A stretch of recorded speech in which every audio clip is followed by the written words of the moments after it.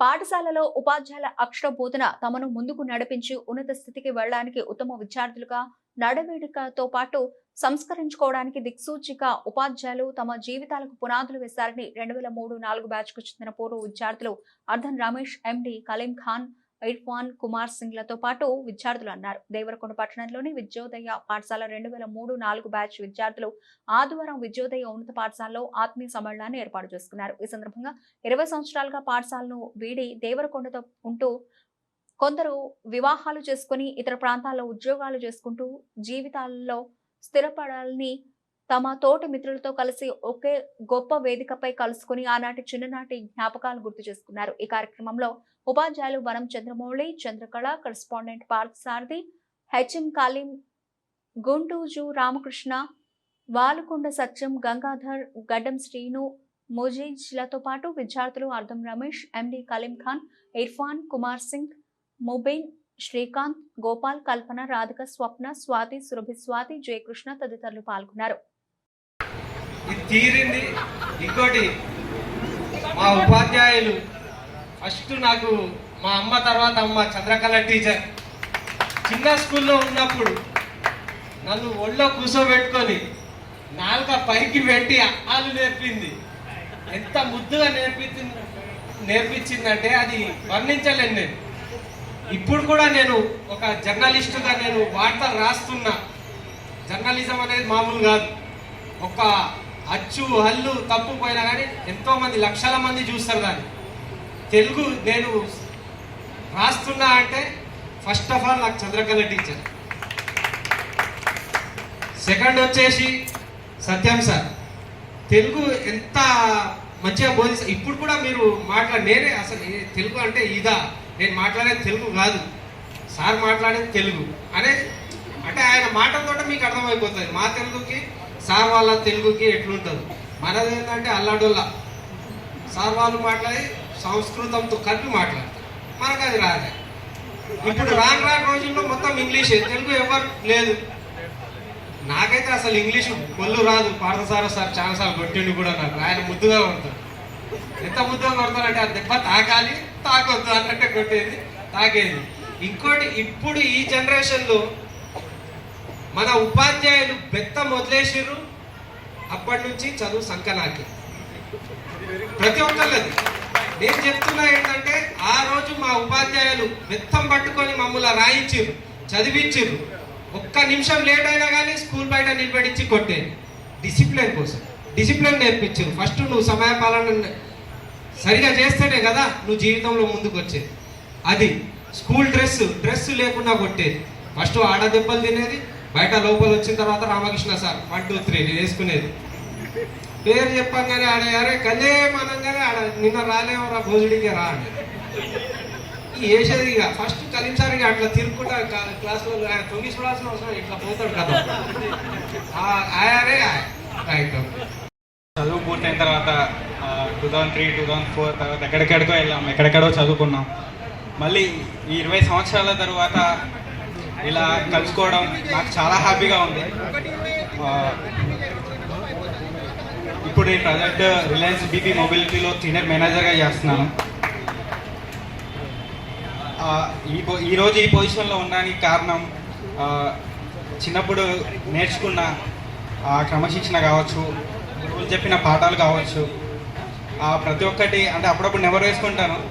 ఇలా ఉండేవాళ్ళం స్కూల్లో. అంటే ఎస్పెషల్లీ ఈ విద్యా సంస్థలో నాకు గుర్తున్న జ్ఞాపకం ఏంటంటే చిన్నప్పటి నుంచే విద్యార్థులు ఉండే ఇన్హరెంట్ టాలెంట్ని ఎంకరేజ్ చేయడం నాకు బాగా ఇప్పటికీ గుర్తుంది. స్కూల్లో మనకి క్లాసు ఎవ్రీ ఫ్రైడే కావచ్చు, సాటర్డే కావచ్చు, ఐ థింక్ సో, నాకు నిజంగా గుర్తులేదు. కాకపోతే ఒక ఎక్స్ట్రా కరిక్యులర్ యాక్టివిటీ ప్రోగ్రామ్ అనేది ఒకటి పెట్టేవాళ్ళు. నాకు ఇప్పటికీ గుర్తు. అంటే సమ్ లైక్ యాంకరింగ్, నువ్వు ఎలా యాంకరింగ్ చేస్తావు, ప్లస్ టాలెంట్ ఎంకరేజ్ చేయడం, ప్లస్ మిమిక్. ఆ విధంగా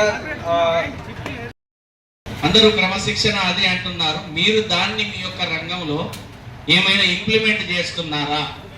మీ పిల్లలను పెంచే క్రమంలో మేము చెప్పినప్పుడు మమ్మల్ని మీరు బాధిస్తున్నారు అనుకుంటున్నారు మేము బోధించేటప్పుడు. మీరిప్పుడు మీ పిల్లలకు బోధించేటప్పుడు వాళ్ళు ఏమైనా బాధపడుతున్నారా, ఈ కోణంలో కూడా మనం ఆలోచన చేసి తిన్న తర్వాత మాట్లాడేది ఉంటుంది.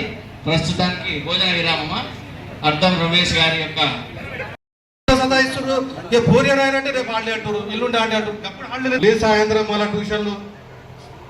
అప్పుడు ఎస్ఎఫ్ఐ కార్యకర్తలాగా వాళ్ళు మన స్కూల్కి రాకపోతే మేమే 2-3 సార్లు ఏమే మా స్కూల్ రారా, ఓ ఎవరు ట్యూషన్ పెట్టి సాగు కొడుతున్నారు, వచ్చి స్కూల్ బంద్ చెప్పారని 1-2 సార్లు చెప్పేసి. అయితే లాస్ట్ చెప్పుకోవాల్సింది ఏంటంటే, అప్పట్లో నేను ఒక 2-3 డైలాగులు చెప్పేసి వెళ్దామని. ఏమప్పా పూర్వ విద్యార్థి సభ్యులంటే నేను అమ్మ కూడా చూడలేకి కట్టింది.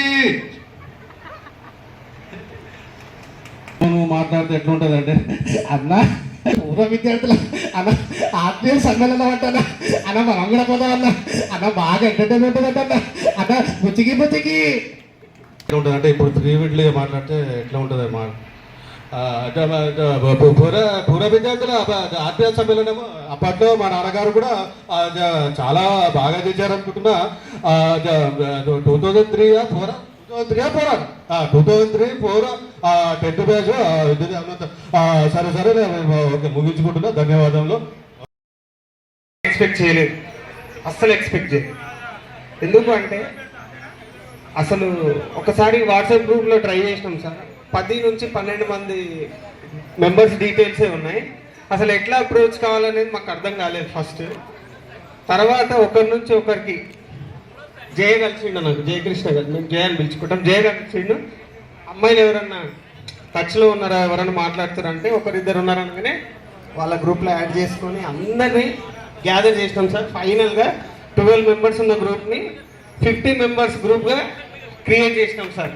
కానీ నాకు ఫస్ట్ ఎక్కడ చూసినా ఇప్పుడు అంతా సెల్, వాట్సాప్, ఇన్స్టా ఎవరు చూస్తుంటే ఫస్ట్ 5 years బ్యాక్ ఉన్న వాళ్ళు కలుసుకుంటున్నారు, 10 years బ్యాక్ ఉన్న వాళ్ళు కలుసుకుంటారు. Why we should not meet, మనం ఎందుకు కలుసుకోవాలి అనుకొని ఏదో ఒక ప్రయత్నం చేసినాం. ఒక 3-4 నెలల నుంచి కష్టపడ్డాం, అందరినీ గ్యాదర్ చేసినాం. ఇప్పుడు ఫైనల్గా మన స్కూల్ చెట్టు కింద మనం కూర్చున్నాం. ఇది నేను అనుకున్నా, అసలు అవుతుందో కాదు అనుకున్నా, కానీ ఎక్స్పెక్ట్ చేసిన వచ్చారు అందరూ ఒక్కొక్క పొజిషన్లో ఉండి ఇప్పుడు ఇక్కడికి వచ్చారు అంటే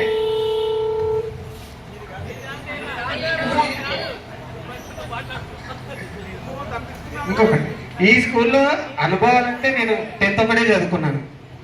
నేను 7th వరకు మహబూబ్నగర్లో, తర్వాత ప్రగతి స్కూల్లో చదువుకున్నాను.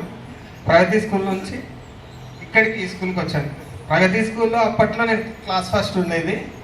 అక్కడ మ్యాథ్స్ సరిగ్గా టీచర్స్ లేరని నేను కనుక్కుంటే విద్యార్థులు బాగా చెప్తున్నానని వచ్చేసిన.